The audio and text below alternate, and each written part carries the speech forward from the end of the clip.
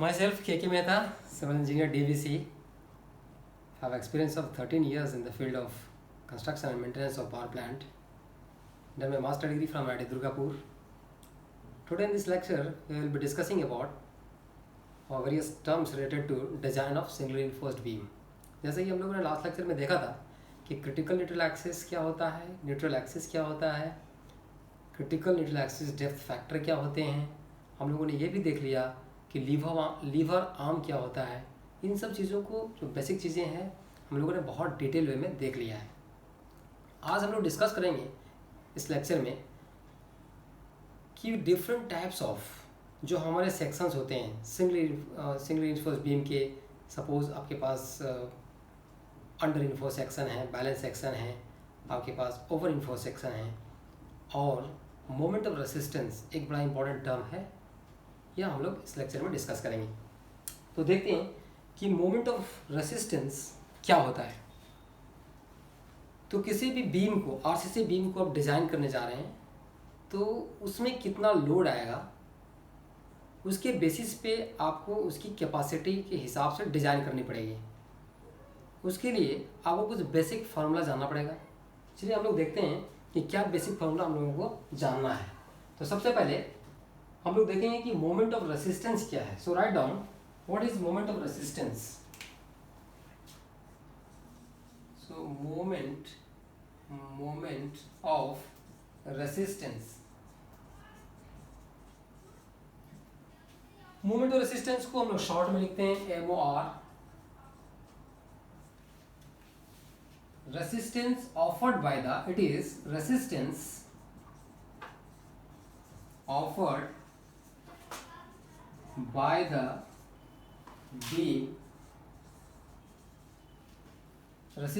offered by the beam due to, or you can say for countering, this will be a better word here, beam for countering external loading और moment. और दूसरी जो term आती है वो होती है बेंडिंग मोमेंट. आखिर क्या है बेंडिंग मोमेंट? बेंडिंग मोमेंट क्या है? It's a moment due to external loading.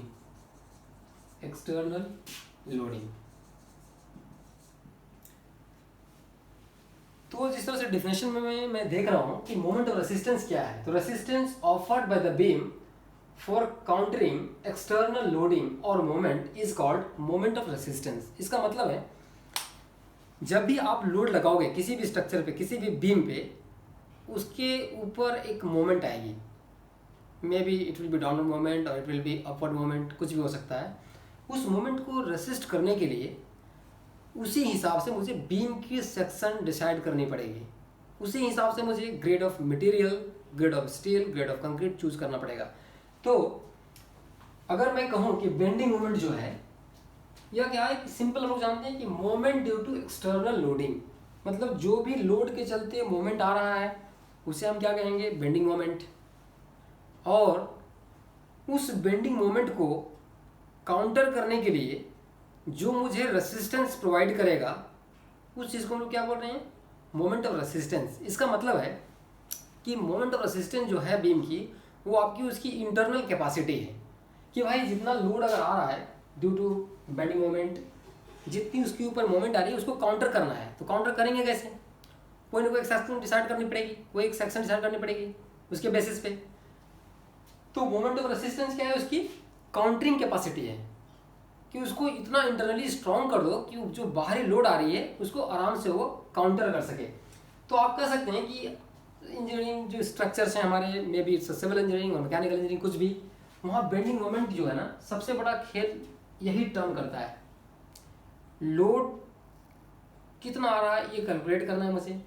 उस लोड के बेसिस पे, कैलकुलेशन के बेसिस पे मुझे एक मेंबर डिजाइन करनी पड़ती है. मुझे एक मेंबर डिसाइड करना पड़ता है कि हाँ भाई इस फिक्स्ड डायमेंशन की मुझे मेंबर चाहिए जो कि इस सर्टेन लोड को इसके पास लेने की क्षमता होगी। तो अगर मैं कहूँ कि अगर बेंडिंग मोमेंट, तो सपोज कि कोई हमारा एक बीम है यहाँ पर, सिंपल भाषा में इसको समझते हैं। एक हमारे पास क्या है, एक बीम है, यू कैन से दिस इज आरसीसी बीम। यहाँ पर इसके ऊपर क्या लग रही है, लोड लग रही है। लोड तो लग रही है इसके बीम के ऊपर, लेकिन इस लोड को काउंटर करने के लिए इसके अंदर जो इंटरनल कैपेसिटी है, ये एक क्या होगा, इसके ऊपर एक रेसिस्टेंस लगाएगा। ये बीम क्या करेगी, एक रेसिस्टेंस प्रोवाइड करेगी इस लोड को काउंटर करने के लिए। और जब भी डिजाइन में एक सिंपल से जब समझ लो कि ये चीज जो होनी है, ये इसकी अपवर्ड मोमेंट जो होगी इसकी, और मोमेंट और रेसिस्टेंस जो इसकी कैपेसिटी हमेशा इस मोमेंट से बड़ी होनी चाहिए। तभी आप कह सकते हो कि हमारी जो डिजाइन है और हमारे जो बीम है वो सेफ है। अगर इसके चलते जो मोमेंट है वो ग्रेटर हो गया, इट मीन्स बेंडिंग मोमेंट, अगर इसकी जो कैपेसिटी है उससे, इसका मतलब हमारा बीम जो है वो नहीं सस्टेन करेगा, कहीं ना कहीं वो फेल करेगा। इसी वजह से इसकी जो रोकने की क्षमता है, रेसिस्ट करने की क्षमता है, उसी चीज को हम लोग बोल रहे हैं मोमेंट ऑफ रेसिस्टेंस। तो चलो अब क्या है कि किसी भी बीम का मोमेंट और रेसिस्टेंस, उसकी क्षमता कितनी टन का वो लोड ले सकता है, कितनी टन पर मीटर लोड, टन पर मीटर वो मोमेंट को काउंटर कर सकता है। इसके लिए कुछ बेसिक मुझे कॉन्सेप्ट को समझना पड़ेगा, कुछ बेसिक फॉर्मूले को समझना पड़ेगा। लाइक कि मोमेंट क्या होता है, सबसे पहले हम लोग ये जाना है। सिंपल अगर हम लोग समझें तो आप कह सकते हैं इस चीज को, यहां पर इस चीज को हम लोग कह सकते हैं कि मोमेंट क्या है। चलो पहले इस बात पे आते हैं हम लोग। तो मोमेंट इट्स अ सिंपल, हमें पता है कि it's a force, basic we know that, force into you can say distance. इसी बेसिक फॉर्मूले से हमें मोमेंट ऑफ रेसिस्टेंस की फॉर्मूला मिलेगी और बेसिक एक्सप्रेशन एक मिलेगा। तो let us consider a beam, एक हम लोग कंसीडर कर लेते हैं एक singly reinforced beam. We are talking about singly reinforced. So यहाँ पर हम लोगों ने क्या किया, टेंशन जोन में रिइंफोर्समेंट डाल दिया।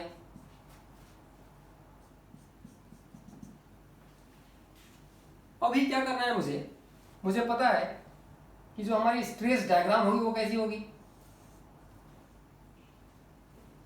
सिंपल ऐसा करके हमारे पास एक स्ट्रेस डायग्राम होगा। You can make this like this because we have assumed that कि आपके नीचे की जो कंक्रीट है वो क्रैक्ड है। सो आप इसको इस तरह भी बना सकते हैं,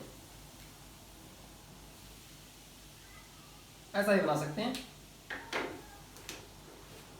ऐसा करके। तो अभी मैं क्या देख रहा हूं कि हमारे पास this is my stress diagram for stress diagram of equivalent section. हम लोगों ने डिस्कस किया इक्विवेलेंट सेक्शन क्या होता है, this is a cross section of a beam. अब मैं बात करूं तो टॉप फाइबर पे हमें पता है कि सिग्मा CBC का एक कंप्रेसिव परमिसिबल कंप्रेसिव स्ट्रेस जो हमारा होगा टॉप फाइबर पे मैक्सिमम होगा, और जीरो हमारे पास क्या होगा, zero will be at the neutral axis, ये हमें पता है। और अगर इक्विवेलेंट सेक्शन की मैं बात करूं तो sigma ST by modular ratio M will be the stress here. और इसको हम लोग कन्वर्ट कर दें तो कैसे कन्वर्ट कर सकते हैं हम लोग, पता है हमें कन्वर्ट करने के लिए। ये आपकी सपोज क्या है आपके पास, अब क्या है मुझे इस चीज को कन्वर्ट कर देनी है। This is my MAST। हम लोगों ने इस स्टील को, एरिया ऑफ स्टील को, this is area of still you can से AST, इसको हम लोगों ने कंक्रीट के टर्म में कन्वर्ट कर दिया MAST, ये हमें पता है। और मुझे पता क्या है कि अगर मोमेंट ऑफ रेसिस्टेंस निकालनी हो तो सबसे पहला क्या चाहिए, to write down the first point, it's a very very important. What is that is to get moment of resistance, to get moment of resistance any one material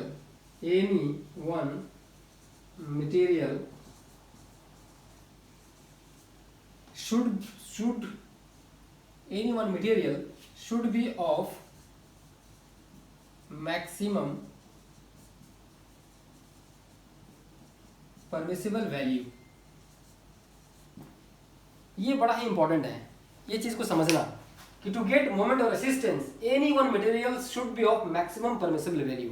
इसका मतलब अगर आप इस cross section of a beam, अगर इस single enforce beam के ऊपर अगर आप लोड लगाते हो तो ये पोर्शन हमारी कंक्रीट की है पूरी पूरी. This is my concrete, this one is concrete having dimension b is the width of the beam. तो ये जो कंक्रीट है और ये आपकी स्टील है, आपने लोड लगाया और अगर आपकी कंक्रीट फेल कर गई तो उस पॉइंट पे जो उसकी रेसिस्टेंस होगी that is your moment of resistance. ये बहुत ही इंपॉर्टेंट है. ऐसा नहीं है कि जो मोमेंट ऑफ रेसिस्टेंस है उसको हम लोग ऐड करके निकालेंगे कि कंक्रीट का रेसिस्टेंस इतना होगा, स्टील का रेसिस्टेंस इतना होगा. नहीं, हमारे जो एनालिसिस होगी, हमारा जो कंसेप्ट है बेसिक, कि अगर कंक्रीट और स्टील में से कोई भी एक मटेरियल उस लोड पे फेल कर जाता है, उस पॉइंट से पे जो हमारी रेसिस्टेंस होगी that is my moment of resistance. It's a very important point. So एक मटेरियल की मैं बात करूंगा, एक मटेरियल जब भी फेल कर जाए मेरा काम ओवर हो गया, उसी पॉइंट को मुझे पकड़ना है और आगे बढ़ना है. तो हम लोगों ने इस पॉइंट को जो देखा, एक बहुत ही बेसिक पॉइंट है, हमें समझ में नहीं आता कि आखिर कैसे क्या हो रहा है. तो हम लोग इसमें देखते हैं कि कंप्रेसिव फोर्स कितना आ रहा है यहाँ पर. What is the total compressive force. तो टोटल कंप्रेसिव, क्योंकि मुझे मूवमेंट निकालने के लिए फोर्स एंड डिस्टेंस चाहिए, तो distance I have lever arm distance, वो तो प्रॉब्लम नहीं है. बट फोर्स कितना आ रहा है हमारे पास, पहले हम लोग इस जोन को कंसिडर करेंगे, फिर बात करेंगे स्टील की. तो कंप्रेसिव फोर्स कितना होगा हमारे पास, compressive force C equals to कितना आएगा. तो कंप्रेसिव जो फोर्स होता है हमारे पास, the basic formula is stress into area, stress into area. But here you will consider average stress. So write down C equals to average stress into area.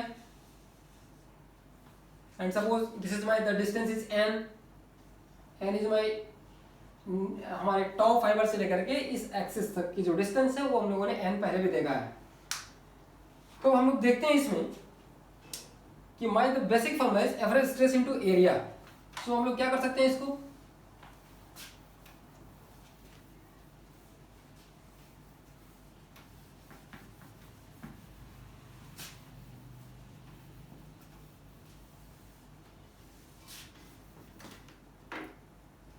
What will be the average stress. हमारे पास जो average stress है concrete की वो 0 है eight the neutral axis.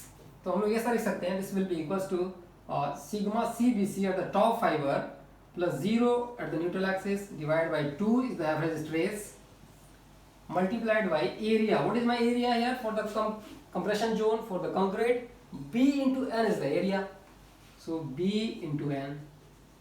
So you can say that Bn sigma CBC by 2 is your total compressive force. C acting at a, कहाँ पे लग रहा है ये, total compressive force acting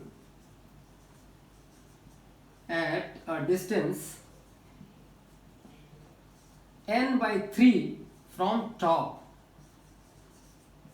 मतलब इस जगह पे ये फोर्स एक्ट कर रहा है इस डायरेक्शन में, and the distance from top to the this position is n by 3. We have already seen this because this is a triangle, so the CG is here.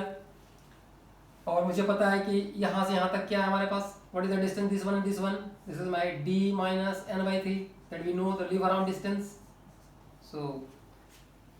So what we can write here is that now moment equals to what, moment equals to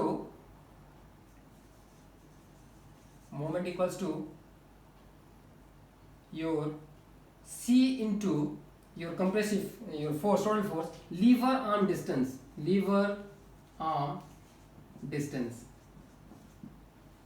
So this will be equals to what, Bn sigma CBC divided by 2 into what is lever arm distance. This is the lever arm distance from the CG of the tensile reinforcement to the CG of the compressive zone is the lever arm distance. So this is the lever arm distance, d minus n by 3. So for the moment of resistance, to find the value of the moment of resistance की मेरी beam की capacity कितनी होगी, आप इस फॉर्मूले को use करोगे। और अब मैं देखता हूं, मैं बात अभी क्या किया कि कोई एक मटेरियल अगर अपनी परमिसिबल स्ट्रेस, अगर एक स्ट्रेस को अटेंड कर लेती है, आइदर स्टील कर ले आइदर कंक्रीट कर ले, तो मैं यहां अभी माना हूं, जो ये फॉर्मूला है कि ये कंक्रीट जो है अपनी परमिसिबल स्ट्रेस अटेंड कर चुकी है। अब मैं बात करता हूं, चलो स्टील की बात करता हूं कि स्टील जो है वो जब परमिसिबल स्ट्रेस अटेंड करेगी तब मोमेंट कितना होगा, मोमेंट ऑफ रेसिस्टेंस की फॉर्मूला क्या हो जाएगी फिर। तो सबसे पहले हम लोग ये देखें,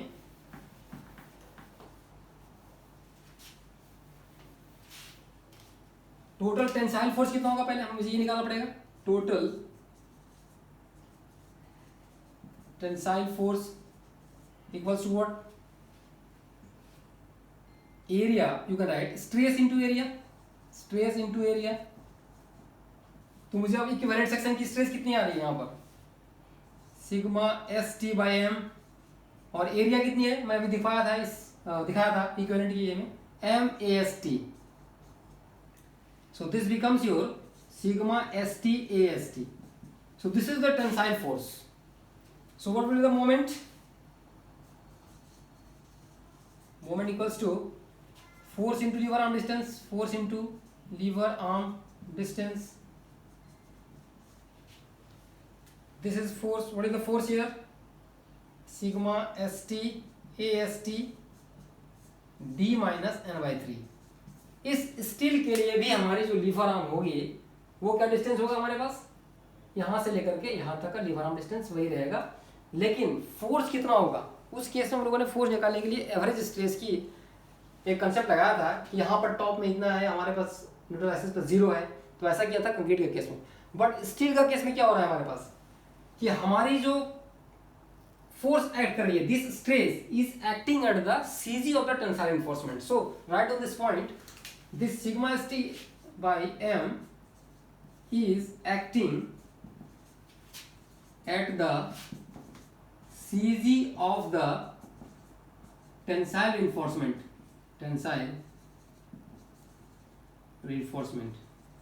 ये चीज मुझे मिली है। तो हमारे पास क्या हो गया, जब आपकी स्टील फेल करेगी तो your formula for the moment of resistance your becomes, this is the formula for the moment of resistance. So this is not moment only, so you write moment of resistance, moment of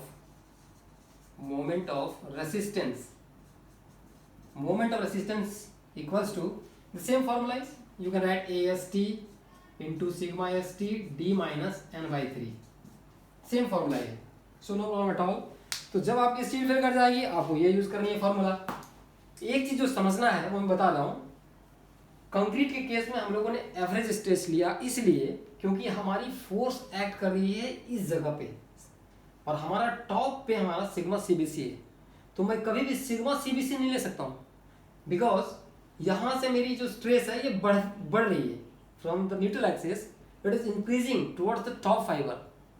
तो कहीं ना कहीं इसका value जो होगा इससे कम होगा, that's why we are taking the average stress for finding the compressive force for the concrete. लेकिन हम लोग की जब स्टील आ रही है तो स्टील की जो स्ट्रेस लग रही है वो CG of the tensile reinforcement पे लग रही है, इस पॉइंट पे लग रही है, इसीलिए हम लोगों को यहाँ पर एवरेज का कोई भी कंसेप्ट हम लोग यूज नहीं कर रहे हैं।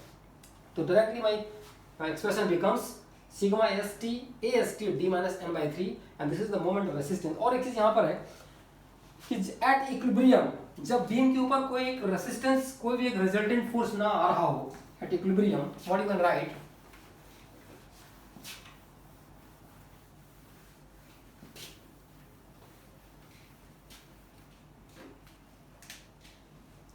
at equilibrium, what you can write,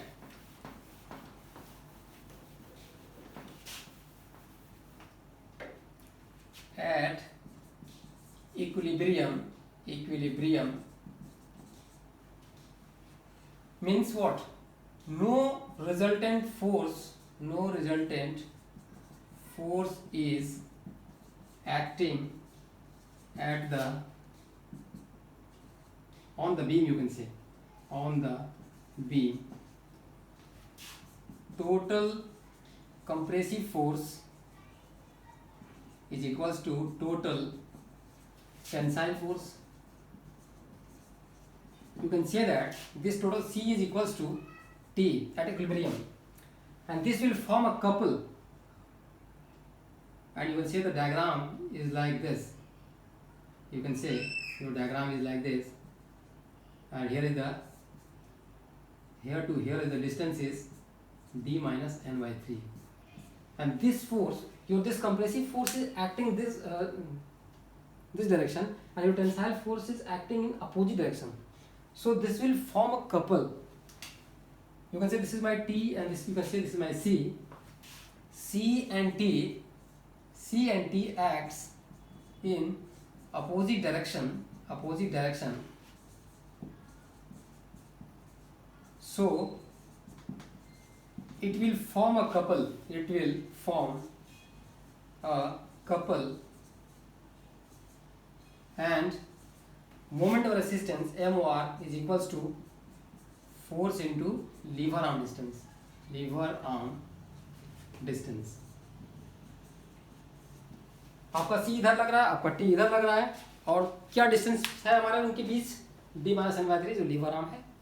ये हमारा बेसिक कॉन्सेप्ट है मोमेंट ऑफ रेसिस्टेंस निकालने का. जब स्टील फेल करेगा तो क्या होगा, मोमेंट ऑफ रेसिस्टेंस जब कंक्रीट फेल करेगा तो क्या होगा. अब हम लोग देखेंगे एक यहाँ हम लोग फैक्टर यूज करते हैं डिजाइन कांस्टेंट में, moment of resistance factor. So if I write what is my formula and what is my expression here, तो ये भी मुझे समझ में आ गया.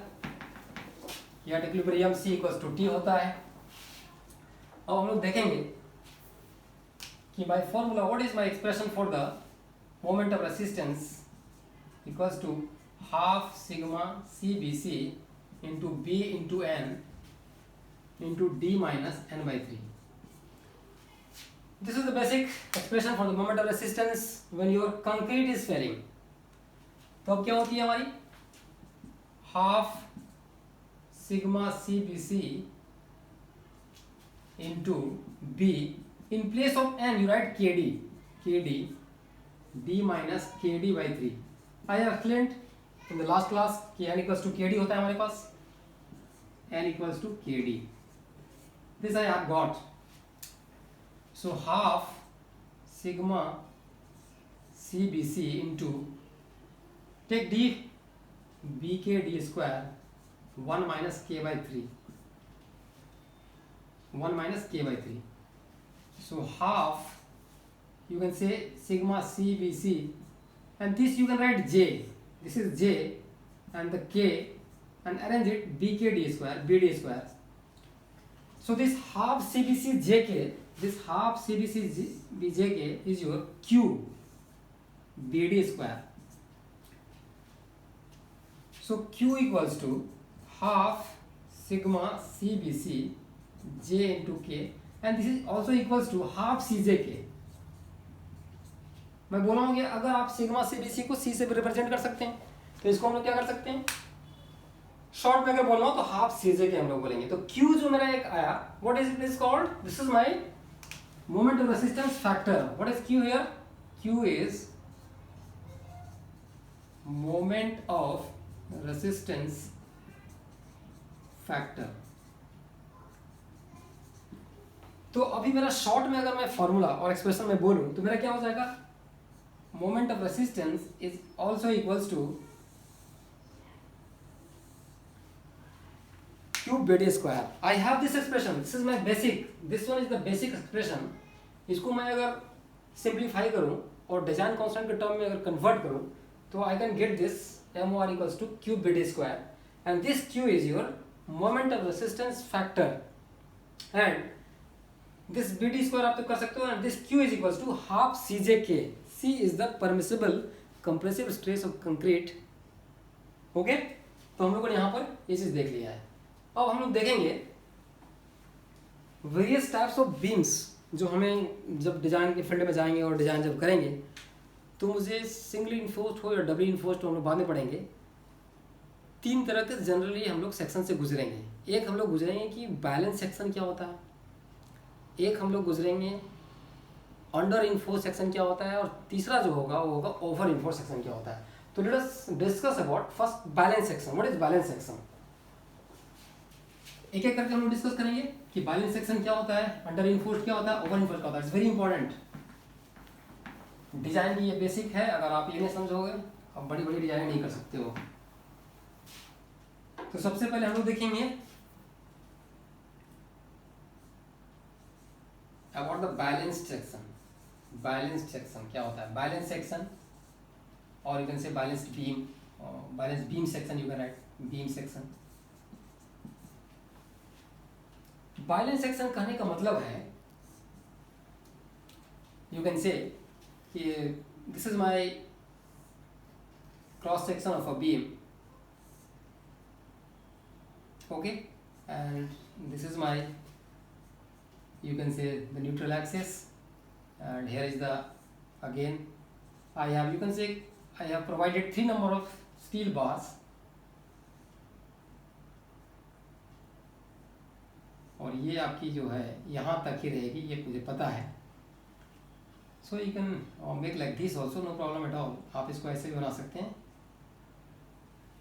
हमारे यहाँ पर सिग्मा CBC है, यहाँ पर सिग्मा ST/M है, and this is my AST, area of steel. Singly है तो एक ही तरफ हम लोग डालेंगे स्टील, जो कि टेंशन की तरफ हम लोग डाल रहे हैं. बैलेंस सेक्शन कहने का मतलब है कि आप ऐसा एक बीम डिजाइन किए हो जिसमें जितनी कंक्रीट की ज़रूरत है और जितनी स्टील की ज़रूरत है आपने एक जरा सा भी डेविएट ना करके जितनी रिक्वायरमेंट है उतना ही आपने डाला है. So this section is called the balance section. And the neutral axis is equal to the critical neutral axis. So this is the two basic points. So write down the first one. When the area of steel and area of concrete provided is as per the design, it is an ideal condition. Ideal condition. And this is the, you can say कि this is my N and this is your NC. What is this? NC. In this condition N equals to NC. It means that N equals to actual neutral axis, and NC is critical neutral axis. Critical neutral axis. तीसरी जो point क्या है हमारे पास? Steel and concrete fails at the same time.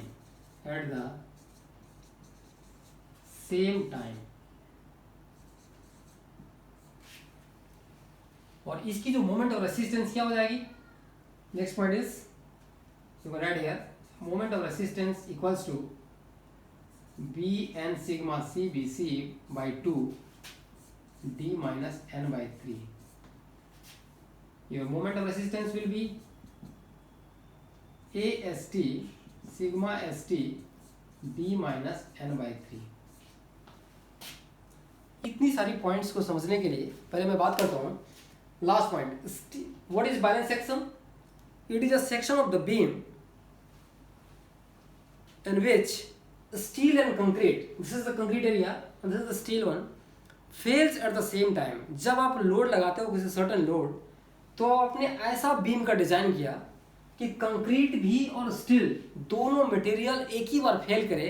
This is called the balance section which is impossible. आप ऐसा नहीं कर सकते हो. You can not design a balance section. It's impossible because it's an ideal condition. इसको just comparison के लिए हम लोग करते हैं. It's an ideal condition. बस यही याद रखना है कि कंपैरिजन करेंगे और दूसरे सेक्शन को किस तरह डिजाइन करेंगे ये मुझे हेल्प करेगा. तो इसमें क्या होगी जब n इक्वल्स टू NC जो होगी एक्चुअल न्यूट्रल एक्सिस और क्रिटिकल न्यूट्रल एक्सिस जो होगी वो एक ही जगह पे लाई करेगी. सो आई हैव रिटन बिकॉज अगर आपने जितनी अमाउंट ऑफ स्टील की रिक्वायरमेंट है आपने डाल दिया, जितनी कंक्रीट की रिक्वायरमेंट है आपने डाल दिया, अगर आप ऐसा करोगे तो जो एक्चुअल न्यूट्रल एक्सिस होगा, जो मैं बताया हूँ कि मोमेंट ऑफ एरिया से निकालनी है, और क्रिटिकल न्यूट्रल एक्सिस जो मैं बताया हूँ कि सिमिलर ट्रायंगल से निकालना है, इन दोनों का जो डिस्टेंस होगा वो एक ही जगह पे लाई करेंगे। अगला है इट इज एन आर्टिकल से बता दिया when the area of steel and area of concrete provided is as per the design, it means that कि जितना डिजाइन बोलता है कि भाई 10 केजी का कंक्रीट लगेगा, आपने 10 केजी डाल दिया है, जो कि पॉसिबल नहीं है, कहीं ना कहीं कुछ ना कुछ वेरिएशन होगा। आपको बोला कि 2 केजी का स्टील डालना है, आपने 2 केजी डाल दिया, तो आपका डेविएशन होगा। ये तो 2 केजी में बोल रहा हूँ, इस क्वांटिटी में आपको ह्यूज क्वांटिटी डील करनी है, तो वहां पर क्या है ना कि आप ऐसा आइडियल कंडीशन डिजाइन नहीं कर सकते। So your moment of resistance, if you want to find the moment of resistance of a balance section, तो आपको दोनों फॉर्मूला, आपके पास फ्लेक्सिबिलिटी है कि आपके पास क्या है, इसमें आपने तो समझ लो कि भाई कंक्रीट भी फेल करेगा और स्टील भी फेल करेगा एट द सेम टाइम। उस केस में क्या होगा, आपकी मोमेंट ऑफ रेसिस्टेंस की जो फॉर्मूला हो जाएगी वो you are free and you are independent, कि आप किसी भी दोनों में से चूज करके आप उसकी कैपेसिटी को निकाल सकते हो। तो this is all about your balance section. अब मैं बात करता हूं अंडर इन्फोर्स सेक्शन की। अंडर इन्फोर्स सेक्शन क्या होता है?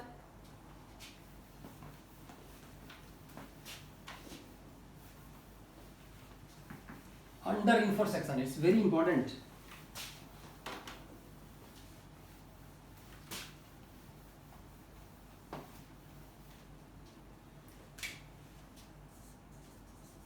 Under reinforced section, under reinforce section क्या होता है? What is under reinforce section?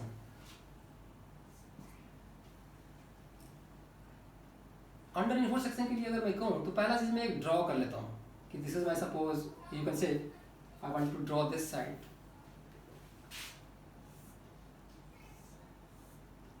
this is my cross section of a singly reinforced beam. Here is the reinforcement. I have provided 2. Under reinforce कहने का मतलब है कि कंक्रीट और you can say steel fails earlier than concrete.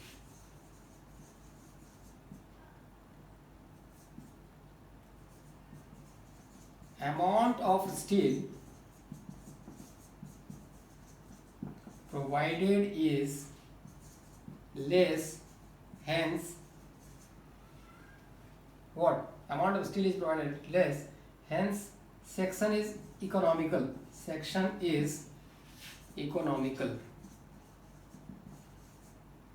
Third one is, now you just make the diagram. So what will be the diagram here?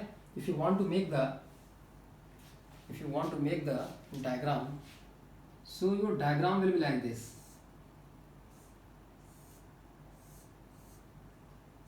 Suppose this is your, you can say the critical neutral axis,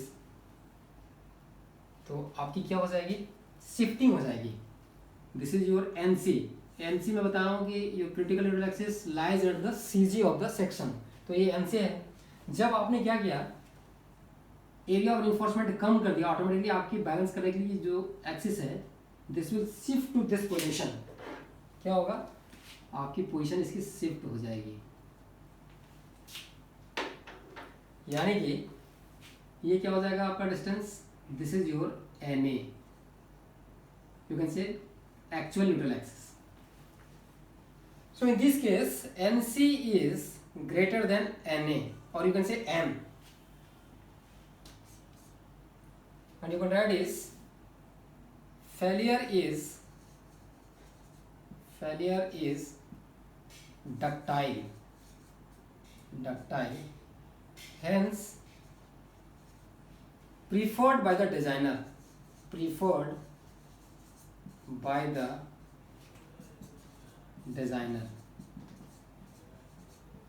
and moment of resistance की formula क्या हो जाएगी यहाँ पर हमारे पास, moment of resistance equals to what, AST sigma ST b minus n/3। अभी अब समझते हैं 1 by 1। अभी हम समझते हैं कि अंडर इन्फोर्स सेक्शन क्या होता है। अंडर इन्फोर्स करने का मतलब है कि जितनी सेक्शन में, जितनी बीम में आपकी जो रिक्वायरमेंट थी स्टील की, उसे आप कम लगा रहे हो। You have given a less amount of steel. तो उस केस में क्या होगा, जब आपने स्टील कम लगा दिया तो स्टील पहले फेल कर जाएगी, इट्स ऑब्वियस। तो in this case steel fails earlier than concrete. इन दोनों मटेरियल में, कंक्रीट और स्टील में, स्टील पहले फेल कर जाएगी। अब बात आती है कि amount of steel provided is less than and section is economical. आपने फर्स्ट बैलेंस के केस में देखा था कि 3 आपकी स्टील लगी हुई थी, आपने यहाँ पर क्या किया, 2 लगाया, एक कम लगाया है। जब आपने 2 लगाया तो इसका मतलब क्या है कि आपकी सेक्शन इकोनॉमिकल हो गई। ये कैसे हुआ, क्योंकि कंक्रीट का जो है, कंक्रीट का जो आप अगर देखोगे रेट एनालिसिस करके, तो कंक्रीट और स्टील में लगभग 10 टाइम्स का, अगर 1 मीटर क्यूब का अगर कंक्रीट बनाते हो और 1 मीटर क्यूब का अगर आप एक स्टील लेते हो, तो इन दोनों को अगर कॉस्ट कंपेयर करोगे तो 10 टाइम्स कॉस्ट ज़्यादा होता है। किसका, तो स्टील का। सो स्टील इज़ वेरी कॉस्टली। अगर आप स्टील कम लगाए हो, ऑटोमेटिकली आपका क्या हो जाएगा, इकोनॉमिकल हो गया, पैसा कम लगेगा किसी प्रोजेक्ट को बनाने में या किसी भी सेक्शन को डिजाइन करने में या बनाने में। लेकिन आपने तो स्टील कम लगा दिया, तो फिर इफेक्ट क्या होगा बीम पे, कि भाई बैलेंस सेक्शन की जो न्यूट्रल एक्सिस थी यहाँ पर थी, लेकिन आपने स्टील कम लगाने से क्या हुआ, ये जो एक्चुअल न्यूट्रल एक्सिस होगी वो ऑटोमेटिकली न्यूट्रल क्रिटिकल से ऊपर शिफ्ट कर जाएगी इसको बैलेंस करने के लिए। आपका इस भाषा में समझो कि यहाँ पर आपका जो वेट है कम हो गया, तो ऑटोमेटिकली इसको बैलेंस करने के लिए आपकी एक्सिस क्या होगी, थोड़ी शिफ्ट अपवर्ड चली जाएगी। तो उस केस में क्या होगा, NC is greater than N, आपकी क्रिटिकल एक्सिस बड़ी होगी N से। Very important question for competitive exam. And failure will B ductile hence preferred by the designer. इसमें क्या होता है कि जब कभी भी हम लोग कुछ डिजाइन करते हैं तो एक फेलियर का चांसेस होता है। ऐसा जनरली ना हो, बट अगर हो जाता है तो अगर मैंने अंडर इन्फोर्स सेक्शन डिजाइन करके रखा है, सपोज कोई एक स्लैब बनाया या बीम बनाया या कुछ भी कॉलम बनाया, if it is under reinforce then it's good for the civil engineers, because अगर जिस समय ये फेल करेगा then this section is going to give a warning. ये वार्निंग देगा कि भाई अब ये फेल करने जा रहा है। ऐसा नहीं है कि सडन कोलैप्स हो जाएगा।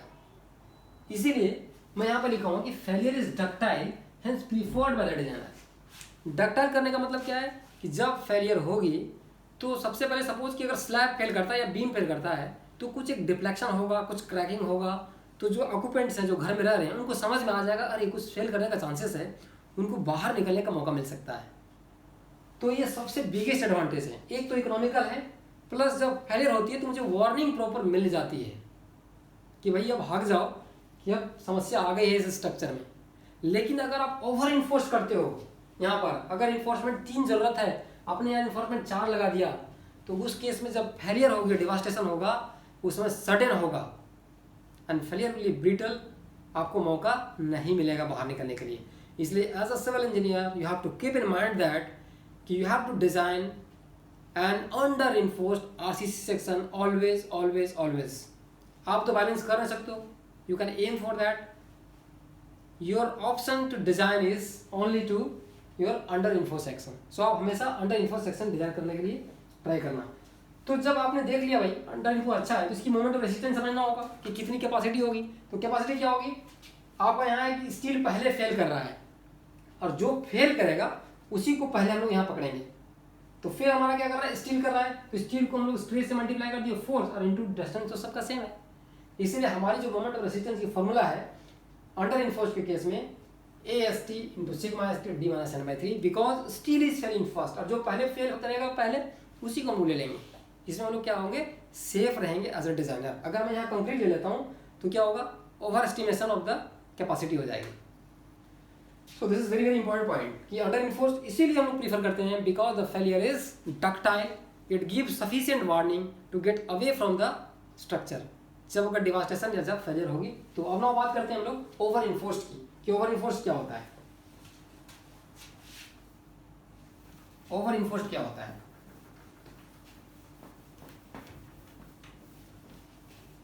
Over enforce section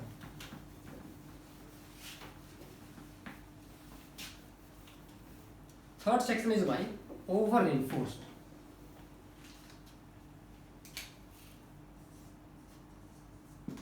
over enforced में क्या किया आपने, बैलेंस के लिए जरूरी कितना था, just make a section here. Balance के लिए हमें जरूरत था 3 का, आपने क्या क्या लगा दिया 4 यहां पर, आपने लगा दिया 4। I can not make like that, this is the, आपकी एरिया ऑफ स्टील थोड़ी बढ़ गई। अब जब इसकी स्ट्रेस डायग्राम बनाओगे इक्विवेलेंट सेक्शन का, तो क्या होगा, your diagram will be like this. यहाँ पे ऐसा होगा, यहाँ पे ऐसा होगा। अब बताओ कि आपकी एक्सिस की शिफ्टिंग किधर होगी, आपने इस तरफ का वेट बढ़ा दिया, वेट बढ़ाने से क्या होगा, आपकी शिफ्टिंग इधर हो जाएगी। Your shifting of axis will be below the neutral axis, यहां पर। तो मैं कह सकता हूं कि this is my, you can say N C,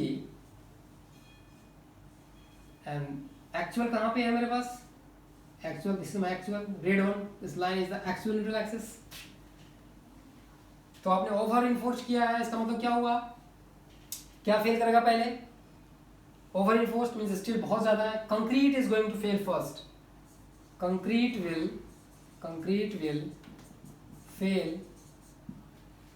fail earlier than steel,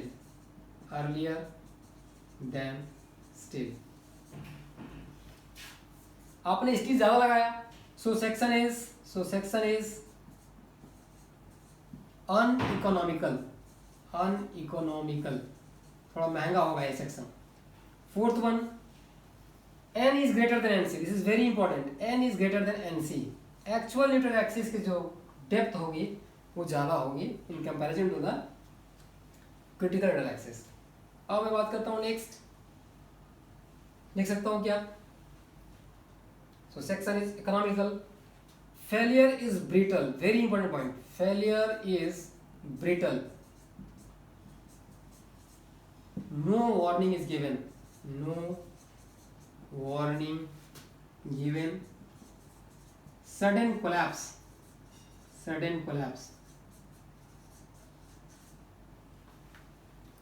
और मोमेंट ऑफ रेजिस्टेंस की फॉर्मूला क्या हो जाएगी इसके लिए, what will be the moment of resistance formula, MOR equals to sigma CBC into B into N by 2 D minus N/3। सबसे पहले कि ओवर इन्फोर्स सेक्शन हम लोग कभी भी डिजाइन नहीं करेंगे। मैं अगर चाहूँ तो किसी भी बीम की कैपेसिटी को बढ़ा सकता हूँ बियॉन्ड इट्स लिमिट, अगर इन्फोर्समेंट बहुत ज़्यादा यहाँ प्रोवाइड कर देंगे इसकी कैपेसिटी तो बढ़ जाएगी, लेकिन जब फेलियर होगा उस समय क्या होगा, सडन फेलियर होगा, failure is brittle, no warning given, sudden failure. इसी वजह से कैपेसिटी तो बढ़ जाएगी, लेकिन डिजाइनर कभी भी ये नहीं चाहेगा और कभी भी प्रीफर नहीं करेगा कि हमारा जो फेलियर हो, अगर कोई एक रूफ गिर जाए या कोई बीम गिर जाए, सडनली हो जाए। इसमें क्या होगा कि अगर कंक्रीट पहले फेल कर जाएगी तो concrete is a brittle material, अगर वो फेल करेगी सडन कोलैप्स कर जाएगी। लेकिन स्टील क्या थी, डक्टाइल मटेरियल थी, वो धीरे धीरे फेल करेगा, क्रैकिंग होगा, डिफ्लेक्शन होगा, आपको समझ में आ जाएगा। बट जब ओवर इन्फोर्स्ड सेक्शन अगर फेल करता है, you won't get a time to get away from the structure, आपकी जान का खतरा, माल का खतरा हो सकता है। इसी वजह से आपको कभी भी ओवर इन्फोर्स, आप साइड में जाओगे तो नॉर्मली आप जब चेकिंग करोगे इन्फोर्समेंट का, तो वहाँ कॉन्ट्रैक्टर्स कभी ज़्यादा इन्फोर्समेंट लगा देंगे या बाय मिस्टेक हो जाएगा, तो वो लोग आर्ग्यू भी करेंगे सर हमने तो इन्फोर्समेंट लगा दिया ज़्यादा, क्या दिक्कत है। लेकिन आपको हमेशा उस समय वो कॉन्सेप्ट हमेशा याद रखना है कि भाई ओवर इन्फोर्स मुझे कभी करना ही नहीं है, ज़्यादा स्टील डालने से मुझे फ़ायदा नहीं है, कैपेसिटी तो बढ़ेगी बट जब फेलियर होगी डिवास्टेशन होगा और मुझे टाइम भागने का नहीं मिलेगा। इसलिए हम लोग always we will prefer under reinforced, not over reinforced. Steel ज़्यादा लगाओगे ऑटोमेटिकली सेक्शन अनइकोनॉमिक हो जाएगा, पैसा भी ज़्यादा लगेगा।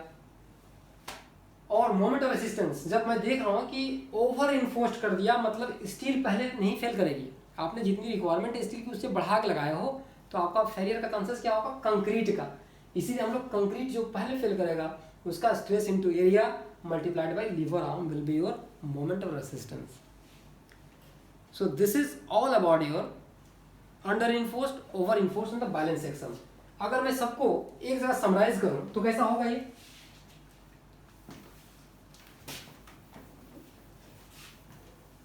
अगर सारे बीम को मैं एक पिक्चर में लाऊं यहां पर तो कैसा होगा? तो सबसे पहले मैं ड्रॉ कर सकता हूं कि this is my, you can से one cross section of a beam. ये कॉम्पिटिटिव एग्जाम के लिए बहुत ही इंपॉर्टेंट है क्योंकि वहां पे एक्सिस पूछते हैं लोग। Here is my suppose your enforcement, you can put 2 3 4 कुछ भी यहाँ रख सकते हो, सिंगल इन्फोर्स बीम है। This is the cross section of a beam, यहाँ हम लोग रख देते हैं क्या? अगर आपने बैलेंस डिजाइन किया हो तो क्या होगा हमारे पास? एक for the balanced, this is for the under enforced and this is for the over enforced. तो मैं क्या कर सकता हूँ जो सबसे इंपॉर्टेंट है यहाँ पर, इसलिए मैं ड्रॉ कर रहा हूँ इसको। अगर आपकी this is for the balance, you can से balance section, balance section, this is my under enforced, under enforced and this is my over enforced, over enforced. तो अभी देखता हूं मैं कि इसकी जो एक्सिस है पहले वाले की, इसकी एक्सिस क्या होगी हमारे?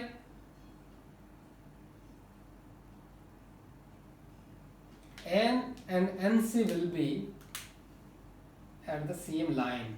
आपका जो ये होगा N equals to N C, this is for the balanced one and this is my N C. You have already seen आपकी अंडर इन्फोर्स होगी, आपकी एक्सिस क्या होगी? ऊपर की तरफ शिफ्ट कर जाएगी। So this will be your axis for the critical one and for the over enforced your axis will shift downward। ये आपने क्या किया? this is your n, ये आपकी NC है जो कि सेंटर ऑफ ग्रेविटी CG पे लग रही है, और ये आपका क्या है यहाँ से यहाँ तक? this is your n for the over enforced section। तो यू कैन राइट हियर, आपने यहाँ देख लिया कि क्या हमारे डिफरेंस है।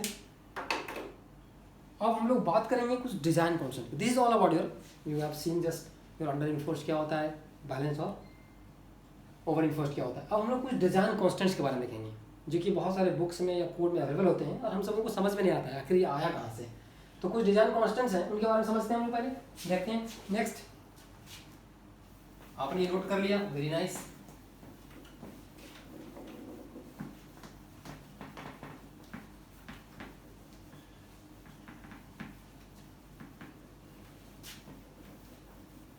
क्या डिजाइन कॉन्स्टेंट्स हैं हमारे पास?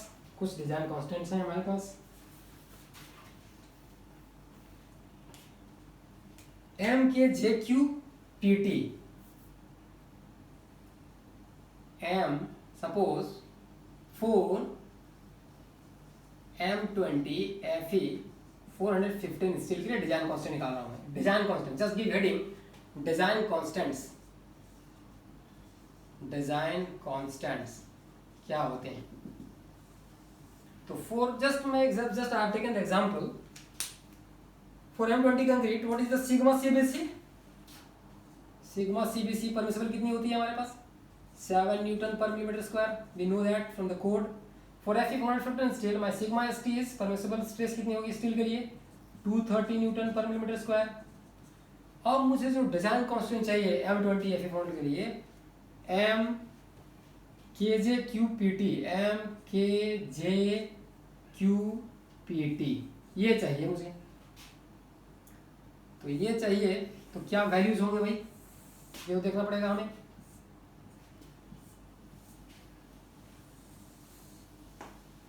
तो M की क्या मुझे पता है, what is M? Modular ratio 280/3 sigma CBC। So when you will put the value 280 divided by 3 into 7, your permissible stress is 7 here. For M20 concrete, when you will solve it, you will get 13.33. Now come to the K. What is this K? Critical neutral axis depth factor. K equals to, what is the formula? MC T plus MC. We know that KMC divided by TMC. This is equals to, what is M? Modular ratio. M is what? 13.33. I have seen here from here. C is your 7. T is your 230 because this is a permissible stress and still, plus M 13.33 into 7. When you will solve this, you will get 0.29. Now come to the value J. What is J here? Lever arm depth factor. So what is this? 1 minus K by 3. 1 minus 0.29 by 3. You will calculate. You are going to get 0.904. अब मैं बात करता हूँ कि Q की क्या है. What is the value of Q? This is my, what is Q? Q is my moment of resistance factor, half CJK. What is half? C is 7. What is J? I have just calculated. 0.904 into K is 0.29. When you will calculate, you are going to get 0.914. अब बात करता हूँ PT, percentage of still कितने लगा रहे हो? PT equals to, I have the formula 50 K square M 1 minus K. So 50, what is K? I have the K. Yes, 0.29 K square. M is 13.33. 1 minus K. I have the value. What is the value K? 0.29. When you calculate this, you are going to get 0.44 percent of steel. तो आप कह सकते हो modular ratio 13.33 got from the calculation 0.29, 0.904, Q is your 0.914, PT is your 0.4. तो ये है हमारे main design constants. जब आप डिज़ाइन करोगे वर्किंग स्ट्रेस मेथड्स में तो आपको कभी M यूज़ करना पड़ेगा, कभी K यूज़ करना पड़ेगा, कभी J, Q, PT. तो इस ढंग से आपको IS कोड्स में कैलकुलेट करके आपकी टेबल फॉर्म में दी हुई है. तो आई have taken the example for M20 concrete and Fe 415 steel. इसी प्रकार से आप M15 का, M25, M30, M55 और जिस ग्रेड का स्टील आप चाहो आप निकाल सकते हो बहुत आराम से. And this design constant will be used for the design of the RCC beams. इसलिए इनको आप अगर याद कर सकते हो तो it's will be very very you can से यूजफुल फॉर यू और बहुत ही हेल्पफुल होगा. M20, M25 और M415 स्टील का ये जनरली आपकी जो डिज़ाइन होगी इसी तरह से आएगी. नॉर्मल काम जितने भी हम लोग करेंगे इसी ग्रेड पे करेंगे. तो आज हम लोगों ने क्या देखा इस लेक्चर में? आज हम लोगों ने मेनली मोमेंट और रेसिस्टेंस डिस्कस किया और हम लोगों ने under reinforced, over enforced, balance section और सारे डिज़ाइन कॉन्स्टेंट्स को हम लोगों ने डिस्कस कर लिया है. नेक्स्ट लेक्चर हम लोग क्या करेंगे? We will discuss about steps how to design a singly reinforced beam. इसके ऊपर डिस्कस करेंगे. So this is the end of the today's lecture. Thank you very much. जय हिंद, जय भारत.